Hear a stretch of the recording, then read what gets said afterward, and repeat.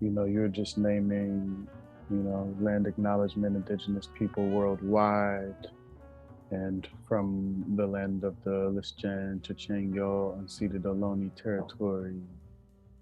And that is where the medicine is so much of what we need right now is to reconnect to when we felt like we were a part of the web of life and it wasn't all on us and we didn't have control over it all and we were actually in a sober way of being with the truth of things. And um, to form oneself to that truth creates a whole shape, that's a whole body, that's a whole way of life, that's a whole laws of physics. You know what I'm saying? It literally forms an ecology, a being, a super being.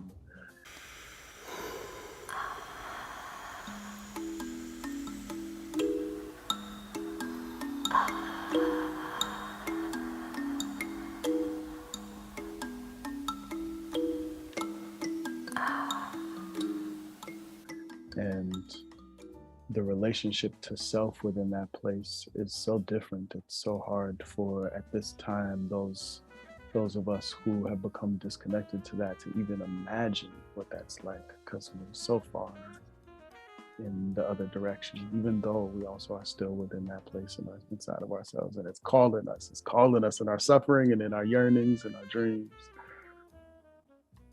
Well, and also that's so inevitably part of our nature. Like we can't imagine that type of interconnection, but as soon as we bite the dust, we're right back to it.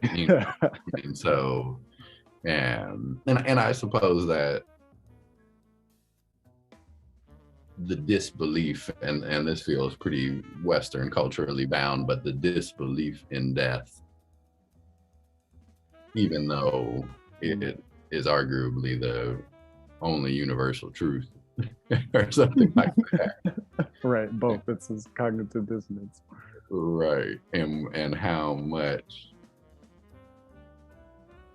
of the wounds of our Western-oriented brethren come from that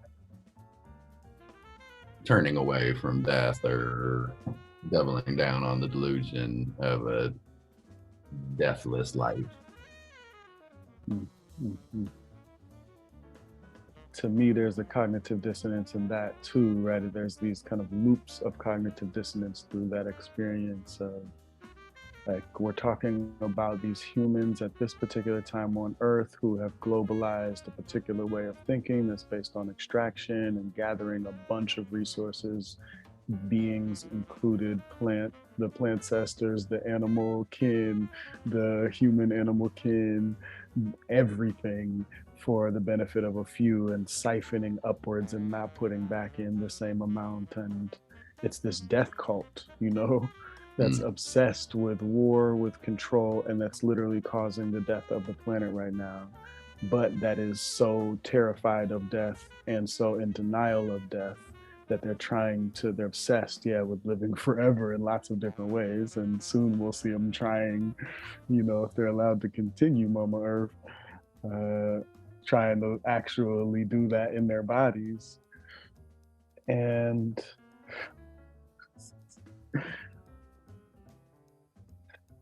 there's truth to our infinite nature. Something in us and what we experience as what we would call us is infinite and is cycling through material realm and is also in a non-material realm or a differently material realm. Infinite, both ways. And we also die and things stop and change. And both are equally important to comprehend in a balanced way. And what we're talking about here is like this cognitive dissonance that's connected to, or that comes from, or that creates, or whatever, this deep imbalance. But maybe balance is dynamic. You know, it's easy for me to say out here, harder maybe to feel down there, man. The thought crossed my mind too, right? We're talking dynamic homeostasis or something like that. Yeah. And at the scale that your vista calls us to right now,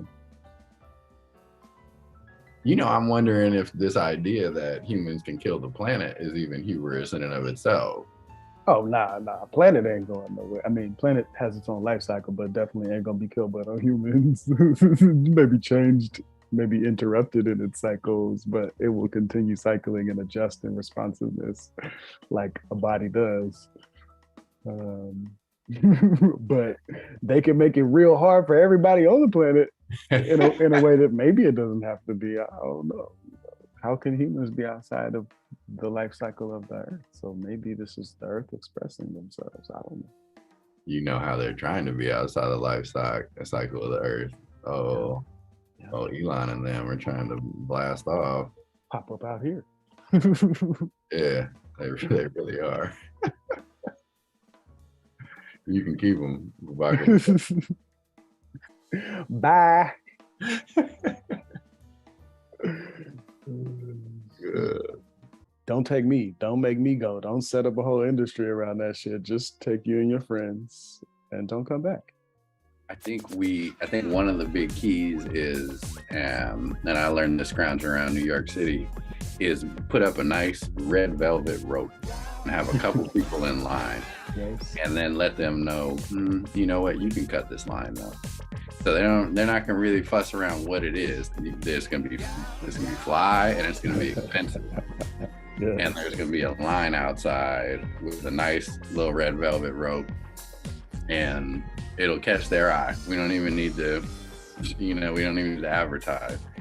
It can look like a speakeasy. It can look, something new and hip, and I think they'll just load themselves right up. Tell them, only Gucci luggage or some shit like that. Really make it some exclusive shit. That $3 million a ticket. Right.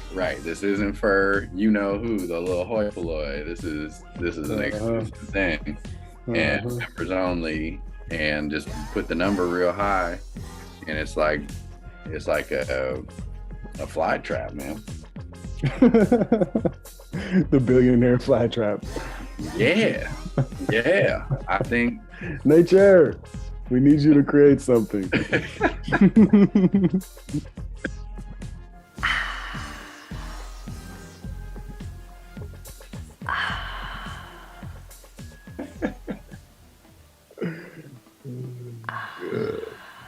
But one of the things I was peeping the other day, I was doing a little bit of reading and was looking into different maroon societies, palenques, quilombos, particularly throughout the Americas. And it's actually a good question. I don't know if the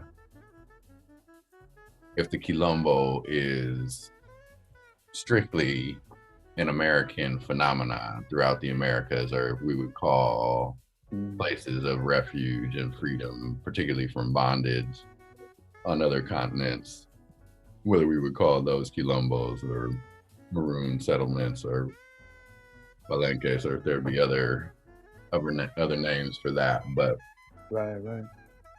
One thing that struck me, and this is coming from writing on the Spanish Americas and maroon societies within it, are this idea that there was so much interchange actually between these places of refuge and the people who took refuge there and the predominant culture and economy that they had, in some ways removed themselves from, at least in the position of chattel, but continued to trade, continued to raid sometimes, and just that idea again that things aren't quite as absolute as that us versus them. And if you will indulge me, BuBaka Bear, I'd like to share a passage. Yee, do it. The Maroons' raids were basically aimed at getting gunpowder and weapons, as well as at creating panic in the district, which would make the owners leave their estates and would give the Maroons time to trade freely with the overseers and other white people of questionable reputation who were spread throughout the countryside. They would later return to the Palenque because of the security they felt there and because they had better knowledge of the terrain, not because they claimed any sovereign title over the land or because of any preconceived overall plan. Atención.